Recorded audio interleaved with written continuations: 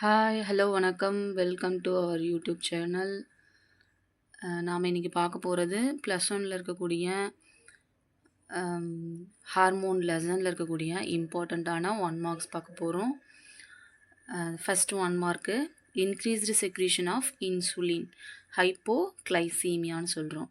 இன்சுலினை பொறுத்த வரைக்கும் நம்ம பாடியில் வந்து அதிகமாக சுரந்துச்சு அப்படின்னா அந்த கண்டிஷனுக்கு பேர் தான் நம்ம வந்து ஹைப்போக்ளைசீமியா கண்டிஷன் அப்படின்னு சொல்கிறோம்.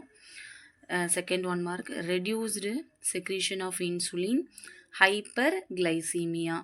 நம்மளுடைய இன்சுலின் ஹார்மோன் ரொம்ப குறைவாக சுரந்துச்சு அப்படின்னா அந்த கண்டிஷனுக்கு பேர் தான் ஹைப்பர் கிளைசீமியா.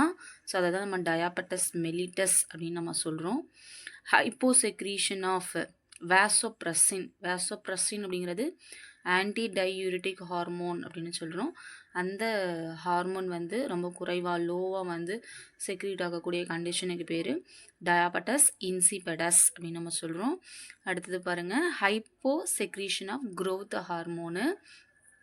ஸோ அதாவது வளர்ச்சி ஹார்மோனு. இந்த வளர்ச்சி ஹார்மோன் ரொம்ப லோவாக செக்ரீட் ஆகக்கூடிய கண்டிஷனுக்கு பேர் தான் டுவாஃபிசம், அதாவது குள்ளத்தன்மை அப்படின்னு சொல்கிறோம். Hyper secretion of growth hormone, அதுவே ஓவர் செக்ரீஷனாக வந்து பார்த்திங்கன்னா க்ரோத் ஹார்மோன் இருந்தது அப்படின்னா அதுதான் ஜைஜாண்டிசம் அப்படின்னு சொல்கிறோம்.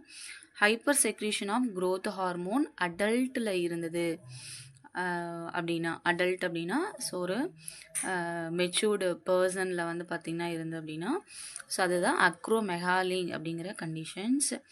ஹைப்போதைராய்டிசம், இது வந்து பார்த்திங்கன்னா ஹைப்போதைராய்டிசம் இன்ஃபேண்ட்டில், ஓகேங்களா. இன்ஃபேண்ட் அப்படின்னா அதாவது மதர்னுடைய ஓமில் இருக்கக்கூடிய குழந்தை, இல்லை அப்படின்னா 1 இயர் வந்து பார்த்திங்க அப்படின்னா ஓல்டு இருக்கக்கூடிய பேபிஸ்க்கு வந்து பார்த்திங்கன்னா இன்ஃபேண்ட்டுன்னு சொல்லுவோம். ஸோ அவங்களுக்கு வந்து பார்த்திங்கன்னா ரொம்ப லோ செக்ரீஷன் ஆஃப் தைராய்டு இருந்தது அப்படின்னா அந்த கண்டிஷனுக்கு பேர் கிரிட்டினிசம் அப்படின்னு சொல்கிறோம். கிரிட்டினிசம்.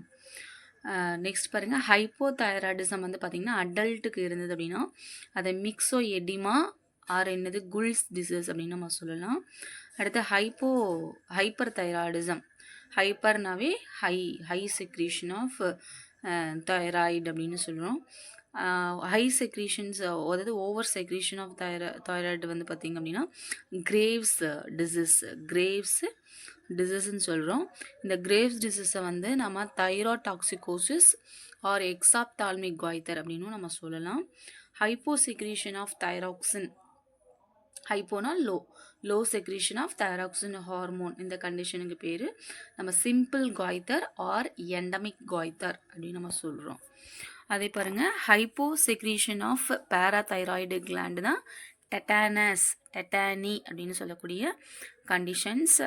ஸோ இந்த டெட்டானி எதனால் வருது? ரத்தத்தில் கால்சியமுடைய லெவலை வந்து மெயின்டைன் பண்ண முடியாமல் போகிறதுனால இந்த டெட்டானஸ் அப்படிங்கிறது வருது. அதை நம்மளுடைய ஜாஸ்லாம் வந்து லாக் ஆயிரும், மூமெண்ட் ஆகாது ஜாஸ்னுடைய போன்ஸ் எல்லாமே. அந்த கண்டிஷனுக்கு தான் டெட்டானி அப்படின்னு சொல்கிறோம்.